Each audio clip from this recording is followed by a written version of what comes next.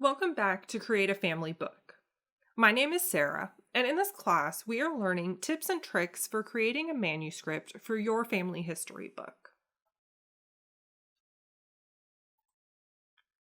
In the last section, we talked about how to get started by discussing some general tips and the characteristics of a well-written book. In this section, we'll discuss the different types of books you can create. There are three main types of books. The first is a photo book. This is a short book that focuses mainly on pictures. The second is a narrative book. This is a longer book that is mainly text. The third is a family history book, which is a balance between a photo book and a narrative book. It uses both text and images to tell your ancestor's story. The type of book you want to make is going to depend on two main factors: the material you have and your audience. As we said in the first video, a family member who really hasn't dug into your family history might not be as interested in a 400-page narrative book as they are in a short, easy-to-digest photo book. A genealogical researcher might still find some interesting stuff in a photo book, but is looking for the detail that a narrative or a family history book will provide. Let's look at all three of these in more detail. A photo book is a book that has images with short accompanying text. For example, a caption to show what the photo is or who is in the photo. This is going to be ideal for a single subject or focus. Examples of some good photo book subjects are shown below. A family recipe collection is a great subject for a photo book. You can scan in images of handwritten recipe cards, and in the captions include stories of who learned to cook this recipe first. Was it somebody's favorite dish? Stories like that to really enhance the recipes.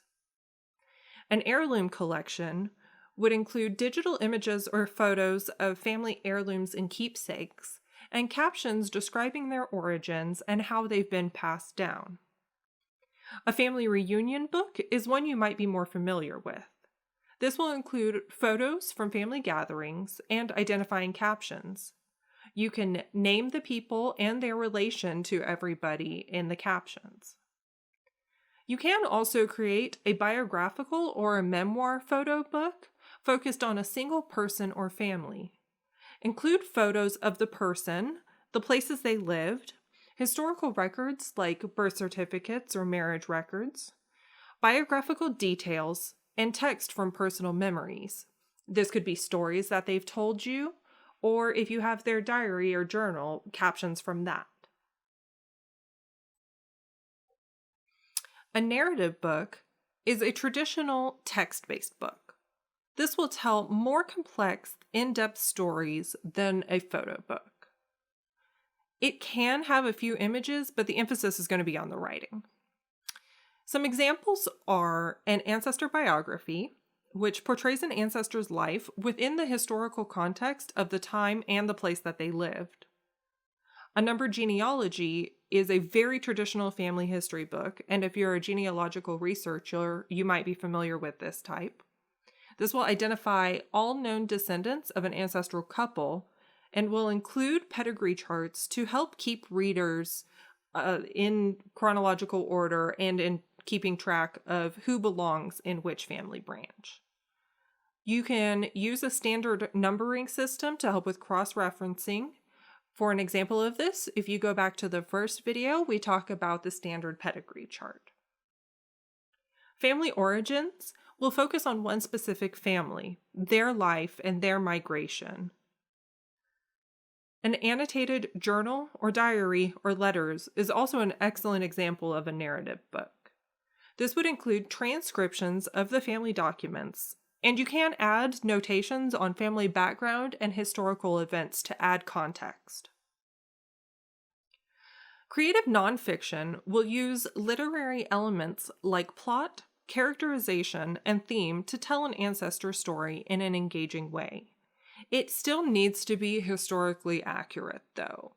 If you're going to be adding plot and characterization, you don't want to go over the top so much that it becomes historical fiction.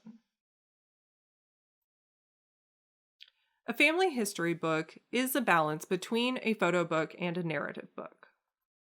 It'll integrate genealogical records and photos with narrative text.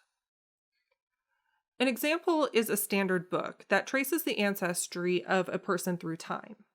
You'll want to start with the most recent person and work backwards through time, again, keeping it all in chronological order. A combination book will follow both the ancestors and descendants of one couple. A descendant tree or list will follow the descendants of a specific ancestral couple. This list book emphasizes text over images, but you still want to include images as well. Start with a couple and then work forward to their more recent descendants.